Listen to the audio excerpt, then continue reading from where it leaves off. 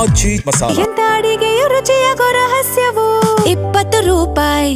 ಕಟ್ಟಡದ ಪಿಲ್ಲರ್ ಬಿದ್ದು ಶಾಲಾ ಬಾಲಕ ದಾರುಣವಾಗಿ ಸಾವನ್ನಪ್ಪಿದ್ದಾನೆ. ಚಿಕ್ಕನಾಯಕನಹಳ್ಳಿ ತಾಲೂಕಿನ ಬಿಳಿಗಿಹಳ್ಳಿ ಗ್ರಾಮದಲ್ಲಿ ನಡೆದಿರುವಂತಹ ದುರಂತ ಇದು. ತುಮಕೂರು ಜಿಲ್ಲೆ ಚಿಕ್ಕನಾಯಕನಹಳ್ಳಿ ತಾಲೂಕಿನ ಬಿಳಿಗಿಹಳ್ಳಿಯಲ್ಲಿ ಪಿಲ್ಲರ್ ಬಿದ್ದಿದ್ದು ಪಾಪ ಬಾಲಕ ದಾರುಣವಾಗಿ ಸಾವನ್ನಪ್ಪಿದ್ದಾನೆ.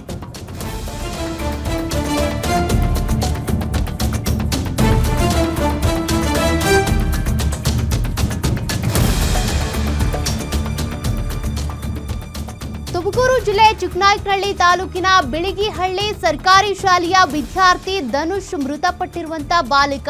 ಆಟವಾಡ್ತಿದ್ದಾಗಲೇ ಬಾಲಕನ ಪ್ರಾಣ ತೆಗೆದ ಕಾಂಕ್ರೀಟ್ ಪಿಲ್ಲರ್. ಧನುಷ್ ತಲೆ ಮೇಲೆ ಬಿದ್ದಂತ ನಂದಿನಿ ಡೈರಿಯ ಕಟ್ಟಡದ ಪಿಲ್ಲರ್ ಬಿದ್ದ ರಭಸಕ್ಕೆ ಬಾಲಕನ ತಲೆ ಅಪ್ಪಚ್ಚಿ ಆಗೋಗಿದೆ. ಕಳಪೆ ಕಾಮಗಾರಿಗೆ ಬಲಿಯಾಯ್ತ ಬಾಲಕನ ಜೀವ. ಡೈರಿ ಇಂಜಿನಿಯರ್ಗಳ ಮೇಲೆ ಕಳಪೆ ಕಾಮಗಾರಿಯ ಆರೋಪ ಕೇಳಿಬಂದಿದೆ. ಡೈರಿ ಇಂಜಿನಿಯರ್ಗಳ ನಿರ್ಲಕ್ಷ್ಯಕ್ಕೆ ಸಾರ್ವಜನಿಕರ ಆಕ್ರೋಶ ಹೆಚ್ಚಾಗಿದೆ. ಸ್ಥಳಕ್ಕೆ ಮಾಜಿ ಸಚಿವ ಮಾಧುಸ್ವಾಮಿ ಭೇಟಿ ನೀಡಿ ಪರಿಶೀಲನೆ ಮಾಡಿದ್ದಾರೆ. ಹಂದನಕೆರೆ ಪೊಲೀಸ್ ಠಾಣಾ ವ್ಯಾಪ್ತಿಯಲ್ಲಿ ಬರುವಂತ ಈ ಒಂದು ಬಿಳಿಗಿಹಳ್ಳಿ ಗ್ರಾಮದಲ್ಲಿ ನಡೆದಿರುವಂತ ದುರಂತ ಇದು. ತುಮಕೂರು ಜಿಲ್ಲೆಯ ಚಿಕ್ಕನಾಯಕನಹಳ್ಳಿ ತಾಲೂಕಿನ ಬಿಳಿಗಿಹಳ್ಳಿಯಲ್ಲಿ ನಂದಿನಿ ಡೈರಿಯ ಆ ಕಟ್ಟಡದ ಪಿಲ್ಲರ್ ಬಿದ್ದು ಬಾಲಕ ಮೃತಪಟ್ಟಿರೋದು. ಬಿದ್ದಿರೋ ರಭಸಕ್ಕೆ ಪಾಪ ಆ ಬಾಲಕನ ತಲೆ ಅಪ್ಪಚ್ಚಿ ಆಗೋಗಿದೆ. ಸ್ಥಳದಲ್ಲೇ ಮೃತಪಟ್ಟಿದ್ದಾನೆ ಬಾಲಕ. ಕಳಪೆ ಕಾಮಗಾರಿಯಿಂದ ನಡೆದಿರುವಂತ ದುರಂತ ಇದು ಅಂತ ಸಾರ್ವಜನಿಕರು ಆಕ್ರೋಶ ವ್ಯಕ್ತಪಡಿಸ್ತಾ ಇದ್ದಾರೆ.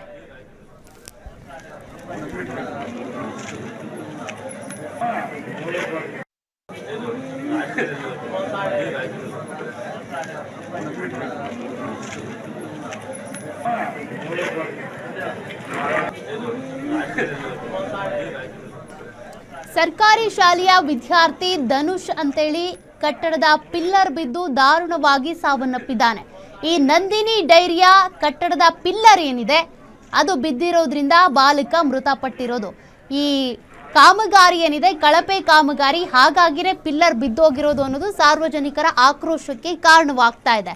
ಸದ್ಯ ಸ್ಥಳಕ್ಕೆ ಮಾಜಿ ಸಚಿವ ಜೆ.ಸಿ. ಮಾಧುಸ್ವಾಮಿ ಅವರು ಭೇಟಿ ನೀಡಿ ಪರಿಶೀಲನೆ ನಡೆಸಿದ್ದಾರೆ.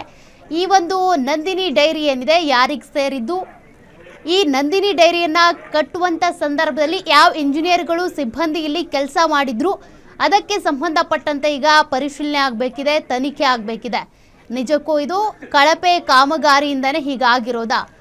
ಈ ಒಂದು ನಂದಿನಿ ಡೈರಿಯನ್ನ ಅಲ್ಲಿ ನಿರ್ಮಾಣ ಮಾಡಿ ಎಷ್ಟು ವರ್ಷ ಆಯಿತು? ಆ ಒಂದು ಕಟ್ಟಡದ ಜೀವಾವಧಿ ಎಷ್ಟು ವರ್ಷ?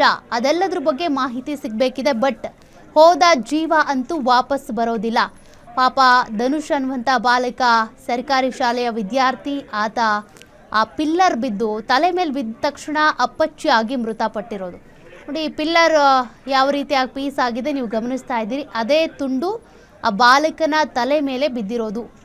ಸ್ಥಳದಲ್ಲೇ ಮೃತಪಟ್ಟಿದ್ದಾನೆ, ಜೀವ ಕಳ್ಕೊಂಡಿದ್ದಾನೆ ಆ ಬಾಲಕ. ಇನ್ನು ಈ ಡೈರಿ ಇಂಜಿನಿಯರ್ಗಳ ನಿರ್ಲಕ್ಷ್ಯಕ್ಕೆ, ಬೇಜವಾಬ್ದಾರಿತನಕ್ಕೆ, ಕಳಪೆ ಕಾಮಗಾರಿಗೆ ಸಾರ್ವಜನಿಕರು ಈಗ ಆಕ್ರೋಶ ವ್ಯಕ್ತಪಡಿಸ್ತಾ ಇದ್ದಾರೆ. ಚಿಕ್ಕನಾಯಕನಹಳ್ಳಿಯ ಬಿಳಿಗಿಹಳ್ಳಿಯಲ್ಲಿ ನಡೆದಿರುವಂತಹ ದುರಂತ ಇದು. ಇನ್ನು ಎಲ್ಲೆಲ್ಲಿ ಈ ರೀತಿಯಾಗಿ ಕಳಪೆ ಕಾಮಗಾರಿಗಳಾಗಿದ್ದಾವೋ, ಎಂತೆಂಥ ಘಟನೆಗಳನ್ನ ನೋಡಬೇಕಿದೆಯೋ ಗೊತ್ತಿಲ್ಲ.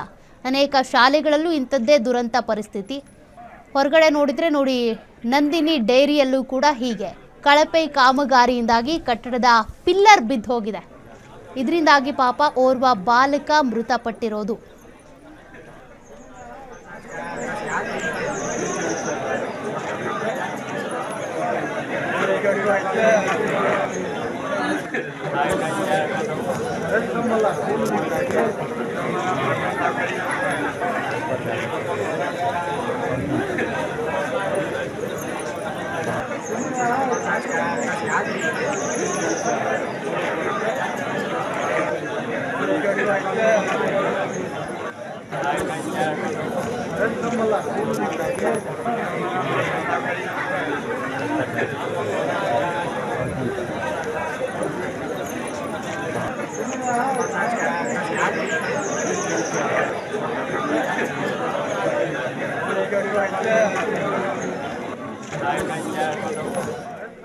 ಸರ್ಕಾರಿ ಕಿರಿಯ ಪ್ರಾಥಮಿಕ ಶಾಲೆಯ ವಿದ್ಯಾರ್ಥಿ ಧನುಷ್ ಅಂತೇಳಿ ಈ ನಂದಿನಿ ಡೈರಿಗೆ ಹೋದಂತ ಸಂದರ್ಭದಲ್ಲಿ ಪಿಲ್ಲರ್ ಬಿದ್ದು ಮೃತಪಟ್ಟಿರೋದು. ಇಲ್ಲಿವರೆಗೂ ಕೂಡ ಮಾಜಿ ಸಚಿವ ಮಾಧುಸ್ವಾಮಿ ಬಿಟ್ರೆ ಇನ್ನಿತರೆ ಯಾರು ಕೂಡ ಅಧಿಕಾರಿಗಳಾಗ್ಲಿ ಇದಕ್ಕೆ ಸಂಬಂಧಪಟ್ಟ ಇಂಜಿನಿಯರ್ಗಳಾಗ್ಲಿ ಯಾರೂ ಸ್ಥಳಕ್ಕೆ ಭೇಟಿ ನೀಡಿಲ್ಲ.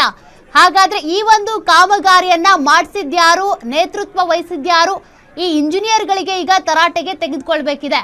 ಈ ರೀತಿಯಾಗಿ ಕಳಪೆ ಕಾಮಗಾರಿ ಮಾಡಿದವರೆಲ್ಲರೂ ಕೂಡ ಜೀವಗಳನ್ನ ಬಲಿ ತೆಗೆದುಕೊಳ್ತಾ ಇದ್ದಾರೆ. ಪಾಪ ಆ ಶಾಲೆಯ ವಿದ್ಯಾರ್ಥಿ ಅಲ್ಲಿ ಹೋದಂತ ಸಂದರ್ಭದಲ್ಲಿ ಪಿಲ್ಲರ್ ಬಿದ್ದೋಗಿದೆ, ಮೃತಪಟ್ಟಿದ್ದಾನೆ.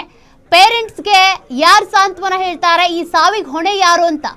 ಶಾಲೆಗೆ ಹೋದ ವಿದ್ಯಾರ್ಥಿ ಮನೆಗೆ ವಾಪಸ್ ಬರಲಿಲ್ಲ ಅಂತ ಅಂದ್ರೆ ಪೇರೆಂಟ್ಸ್ ಏನ್ ಮಾಡಬೇಕು? ಅಕ್ಕಪಕ್ಕದಲ್ಲೇ ಇದ್ದಂಥದ್ದು ನೋಡಿ, ಅಲ್ಲಿ ನಂದಿನಿ ಬೂತ್ ಅದು. ಅಲ್ಲಿ ಹೋಗಿರುವಂತ ವಿದ್ಯಾರ್ಥಿ ವಾಪಸ್ ಶಾಲೆಗೂ ಬಂದಿಲ್ಲ, ಮನೆಗೂ ಬಂದಿಲ್ಲ. ಕಾರಣ ಜೀವ ಹಾರೋಗಿದೆ. ಮತ್ತಷ್ಟು ಡೀಟೇಲ್ಸ್ ಕೊಡ್ತಾರೆ ಪ್ರತಿನಿಧಿ ಯೋಗೇಶ್. ಈಗ ಸ್ಥಳಕ್ಕೆ ಮಾಧುಸ್ವಾಮಿ ಬಿಟ್ರೆ ಬೇರೆ ಯಾರು ಭೇಟಿ ಕೊಟ್ಟಂತೆ ಕಾಣಿಸ್ತಾ ಇಲ್ಲ. ಆ ನಂದಿನಿ ಬೂತ್ ಏನಿದೆ ಓಪನ್ ಇತ್ತ ಅಥವಾ ತುಂಬಾ ದಿನಗಳಿಂದ ಕ್ಲೋಸ್ ಆಗಿರೋದಾ? ಕಳಪೆ ಕಾಮಗಾರಿ ಅಂತಾನೆ ಕ್ಲೋಸ್ ಮಾಡಿದ್ರಾ? ಏನ್ ಮಾಹಿತಿ ಇದೆ ಸದ್ಯಕ್ಕೆ? ಅದಕ್ಕೆ ಈಗ ಬಿಲ್ಡಿಂಗ್ ಸಂಬಂಧಪಟ್ಟಂಗೆ ಹೆಚ್ಚಿನ ಮಾಹಿತಿ ಇಲ್ಲ. ಆದ್ರೆ ಆ ಬಾಲಕ ಧನುಷ್ ಏನ್ ಮೃತಪಟ್ಟಿದ್ದಾನೆ, ಅಲ್ಲಿ ಆ ಕಟ್ಟಡದ ಕೆಳಗಡೆ ಆಟ ಆಡ್ತಿದ್ದಾನೆ ಗೊತ್ತಾಯ್ತು. ಶಾಲೆಗೆ 9:00ವರೆಗೆ ಬಂದಿದ್ದ ಆ ಸಂದರ್ಭದಲ್ಲಿ. ಯಾಕಂದ್ರೆ ಇದು ಕೆಲವು ದಿನಗಳಿಂದ ಇದು ಆರಂಭ ಆಗಿತ್ತು ಅಂತ ಗೊತ್ತಾಗ್ತಾ ಇದ್ರೆ ಸ್ಥಳಕ್ಕೆ ಮಾಜಿ ಸಚಿವ ಏನ್ ಮಾಧುಸ್ವಾಮಿ ಬಿಟ್ರೆ ಉಳಿದಂತೆ ಯಾರು ಅಧಿಕಾರಿಗಳು ಪತ್ತೆ ಆಗಿಲ್ಲ, ಯಾರು ಕರೆ ಕೂಡ ಸ್ವೀಕಾರ ಮಾಡ್ತಿಲ್ಲ. ಹಾಗಾಗಿ ಈ ಒಂದು ಏನು ತುಮೂರ್ಲಿದೆ ಆ ತುಮಕೂರು ಹಾಲು ಒಕ್ಕೂಟ ಅವ್ರಿಗೂ ಕೂಡ ಕರೆ ಮಾಡಿದರೆ, ಕರೆಯನ್ನು ಸ್ವೀಕರಿಸ್ತಾ ಇಲ್ಲ.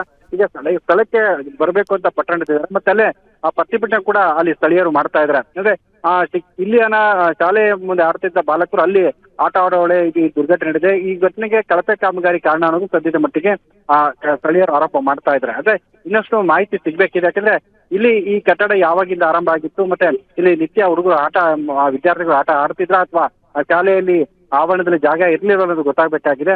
ಇಲ್ಲಿ ಸ್ಥಳಕ್ಕೆ ಈಗ ಸ್ಥಳಕ್ಕೆ ಅಧಿಕಾರಿಗಳು ಬರಬೇಕು, ಡಿಸಿ ಬರಬೇಕು ಅಂತ ಒತ್ತಾಯ ಮಾಡಿ ಪ್ರತಿಭಟನೆ ಕೂಡ ನಡೆಸ್ತಾ ಇದ್ದಾರೆ. ಸೌಖ್ಯ ಯೋಗೇಶ್, ಈಗ ಆ ಹುಡುಗ ಸ್ಥಳಕ್ಕೆ ಹೋಗಿದ್ದು ಆಟ ಆಡೋದಕ್ಕಷ್ಟೇ, ಅಲ್ಲಿ ಆ ನಂದಿನಿ ಬೂತ್ ಏನು ಓಪನ್ ಇಲ್ಲ ಸದ್ಯಕ್ಕದು. ಹೌದು, ಈಗ ಅದ್ ನೋಡಿದ್ರೆ ಅದು ಬಾಗ್ಲು ಮುಚ್ಚಿದೆ. ಕಟ್ಟಡಕ್ಕೆ ಏನು ಪೋಲ್ ಇತ್ತು, ಅದು ನೋಡಿದ್ರೆ ಅದು ರಭಸವಾಗಿ ಬಿದ್ದಕ್ಕೆ ನೇರವಾಗಿ ಆ ಬಾಲಕನ ತಲೆ ಮೇಲೆ ಬಿದ್ದಿದೆ. ಅಂದ್ರೆ ಅದು ಆ ಸಂದರ್ಭದಲ್ಲಿ ಅಂಗಡಿ ಓಪನ್ ಇರ್ಲಿಲ್ಲ ಅನ್ಸುತ್ತೆ. ಓಪನ್ ಇದ್ದಿದ್ರೆ ಕೂಡ ಅಲ್ಲಿ ಮಕ್ಕಳನ್ನ ಆಡೋಡಕ್ಕೆ ಬಿಡ್ತಿರ್ಲಿಲ್ಲ ಅಂತ ಗೊತ್ತಾಗುತ್ತೆ. ಯಾಕಂದ್ರೆ ಈ ಕಟ್ಟಡಕ್ಕೆ ಮಾಲೀಕರು ಸಹ ಆಗ್ಲಿ, ಮತ್ತೆ ಅದ್ರ ಸಂಬಂಧಪಟ್ಟ ನಂದಿನಿ ಬೂತ್ ಏನು ಕೊಟ್ಟಿದ್ದಾರೆ, ಅವರು ಕೂಡ ಇಲ್ಲಿವರೆಗೂ ಯಾವುದೇ ಪ್ರತಿಕ್ರಿಯೆನೇ ಕೊಡಿಲ್ಲ. ಹಾಗಾಗಿ ಈಗ ಒಂದಷ್ಟು ಅಲ್ಲಿ ಗ್ರಾಮದಲ್ಲಿ ಉದ್ವಿಗ್ನ ಪರಿಸ್ಥಿತಿ ಇದೆ. ಆ ಸ್ಥಳಕ್ಕೆ ಅಧಿಕಾರಿಗಳು ಬರಬೇಕು ಅಂತ ಪಟ್ಟಣ ಹಿಡಿದಿದ್ದಾರೆ. ಅಧಿಕಾರಿಗಳು ಬಂದ ನಂತರ ಈ ಒಂದಷ್ಟು ಮಾಹಿತಿ ಲಭ್ಯ ಆಗುತ್ತೆ. ಸೌಖ್ಯ ಕಂಪ್ಲೇಂಟ್ ಏನು ಆಗಿಲ್ವಾ ಯೋಗೇಶ್ ಇದ್ರ ಬಗ್ಗೆ? ಈಗಾಗಲೇ ಅಂದನಿಕೆಲೆ ಪೊಲೀಸರು ಸ್ಥಳಕ್ಕೆ ಬಂದಿದ್ದಾರೆ. ಘಟನೆ ಆದ ನಂತರ ಸ್ಥಳಕ್ಕೆ ಬಂದಿದ್ದಾರೆ. ಈಗ ಆ ಪೋಷಕರು ದೂರನ್ನ ಕೊಟ್ಟಿದ್ದಾರೆ. ದೂರು ಈಗ ಸ್ವೀಕರಿಸಿದಾರಾ ಇಲ್ವಾ ಅನ್ನೋದು ಗೊತ್ತಾಗ್ತಿಲ್ಲ. ಅವರು ಯಾರ ಮೇಲೆ ದೂರನ್ನ ಕೊಟ್ಟಿದ್ದಾರೆ, ಒಂದು ಆ ಕಟ್ಟಡ ಮಾಲೀಕರ ಮೇಲೆ ಕೊಟ್ಟಿದ್ದಾರೆ, ನಂದಿನಿ ಬೂತ್ ಅವ್ರ ಮೇಲೆ ಕೊಟ್ಟಿದ್ದಾರೆ, ಅಥವಾ ಶಾಲಾ ಆಡಳಿತ ಮಂಡಳಿ ಅಂದ್ರೆ ಸರ್ಕಾರಿ ಶಾಲೆ ಇದೆ ಅದರ ಶಿಕ್ಷಕರ ಮೇಲೆ ಕೊಟ್ಟಿದ್ದಾರೆ, ಯಾರ ಮೇಲೆ ಇವರು ದೂರು ಕೊಟ್ಟಿದ್ದಾರೆ ಅನ್ನೋದು ಗೊತ್ತಾಗ್ತಿಲ್ಲ.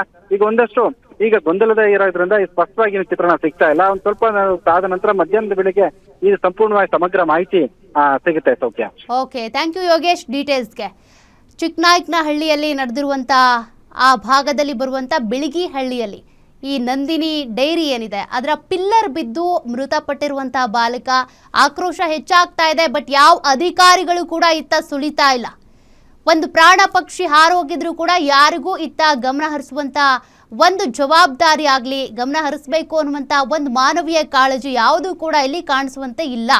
ತುಮಕೂರು ಜಿಲ್ಲೆ ಚಿಕ್ಕನಾಯಕನಹಳ್ಳಿ ತಾಲೂಕಿನ ಬಿಳಿಗಿ ಹಳ್ಳಿಯಲ್ಲಿ ಡೈರಿಯಲ್ಲಿ ಇದ್ದಂಥ ಆ ಪಿಲ್ಲರ್ ಬಿದ್ದು ಬಾಲಕ ಮೃತಪಟ್ಟಿದ್ದಾನೆ. ಈಗಲಾದರೂ ಅಧಿಕಾರಿಗಳು ಇತ್ತ ಗಮನ ಹರಿಸಿ, ಮಾಧುಸ್ವಾಮಿ ಅವ್ರು ಬಿಟ್ಟರೆ ಬೇರೆ ಯಾರೂ ಅಲ್ಲಿ ಹೋಗಿ ತಲೆ ಹಾಕಿಲ್ಲ, ನೋಡಿಲ್ಲ.